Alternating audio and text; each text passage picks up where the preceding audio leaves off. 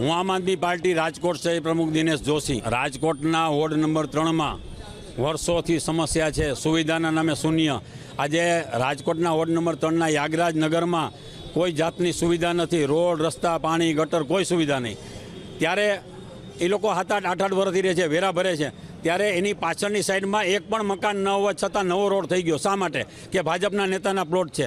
અત્યાર સુધી ભાજપના કોઈ નેતા કે કોર્પોરેટર ત્યાં દેખાણા નથી। ભાઈ આવ્યા છે તમારા વિસ્તારમાં? આવ્યા જ નથી। તો આ લોકો માત્ર મત માટે જ આવે છે, બાકી એમ કે જે અમારા કોઈ મતદાર નથી, મત નથી આપતા એટલે ત્યાં નથી આવું।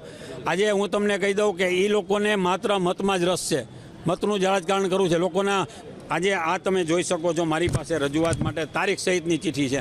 36 વાર આ વિસ્તારની લોકો માટે રજૂઆત કરી છે, 36 વાર આ લોકોએ કરી છે। એમ છતાં કોઈ રોડની સુવિધા નથી કે કાંઈ નથી, વેરા ભરે છે। શું આ લોકો પાકિસ્તાનમાં રહે છે? મારું આ જાડી ચામડીના લોકોને, આ તંત્રને એટલું કહેવું છે કે ભાજપની સરકાર કાયમી નથી રહેવાનું, એટલી ધ્યાન રાખજો।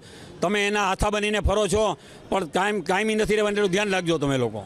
રેમિયા મોહનને આજે નવા વહીવટદાર આવ્યા છે, તો કમિશનર સાહેબે એમ કહી દીધું પોલીસને, જાને અહીંયા ઝાલા સાહેબને કે ભાઈ તમે રજૂઆત કરવા એને નહીં દેતા, એને મળવા નહીં દેતા, મળવું હોય તો મને મળવા આવે, અહીંયા નહીં।